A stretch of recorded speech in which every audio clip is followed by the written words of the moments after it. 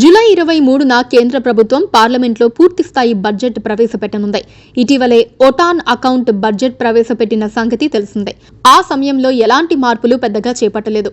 2023 budget సమయంలో tax పేయర్లకు కేంద్రం శుభవార్తలు చెప్పిన సంగతి తెలిసిందే. దీంతో ఈసారి వార్షిక బడ్జెట్ మరింత ఆశాజనకంగా ఉంటుందని అనుకుంటున్నారు.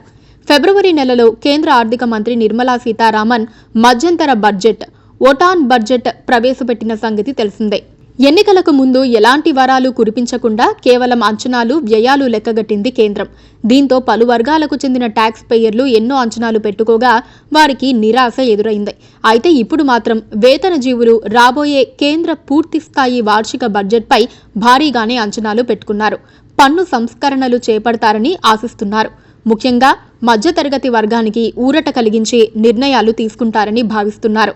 కొద్ది రోజుల కిందట మధ్యతరగతి వర్గానికి కొత్త పన్ను స్లాబుల్ని తీసుకొస్తుందని కూడా వార్తలొచ్చాయి. ముఖ్యంగా వారు ప్రధానంగా వినిపిస్తున్న డిమాండ్లలో కొత్త పన్ను విధానంలో అత్యధిక ట్యాక్స్ రేట్ తగ్గించడం సహా స్టాండర్డ్ డిడక్షన్ పెంచడం, పాత పన్ను విధానంలో హైయెస్ట్ ట్యాక్స్ రేట్ థ్రెషోల్డ్ పెంచడం వంటివి ప్రధానంగా వినిపిస్తున్నాయి. ఇంకా ట్యాక్స్ పేయర్లు ఏమేం కోరుకుంటున్నారో ఇప్పుడు ఒకసారి చూద్దాం.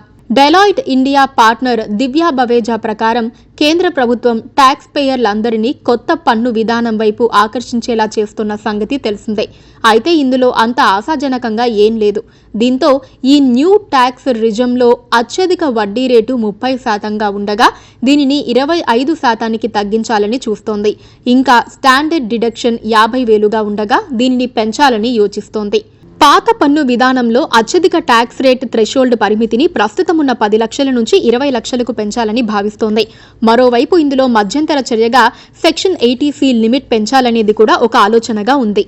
ఇక రాబోయే బడ్జెట్ మధ్యతరగతి వర్గంలో ఆశలు రేకెత్తించనుందని, ఇందులో భాగంగా పాత పన్ను విధానంలో సేవింగ్స్ పెంచుకునేందుకు వీలుగా సెక్షన్ 80C పరిమితిని ప్రస్తుతం ఉన్న 1,50,000 నుంచి 2 లక్షలకు పెంచవచ్చని ఆశిస్తున్నారు. మరోవైపు మెట్రోపాలిటన్ నగరాల్లో అద్దె రేట్లు విపరీతంగా పెరుగుతున్న నేపథ్యంలో హౌస్ రెంట్ అలవెన్స్ పెంచడం వల్ల పన్ను విధించదగిన ఆదాయం తగ్గుతుందని అనుకుంటున్నారు.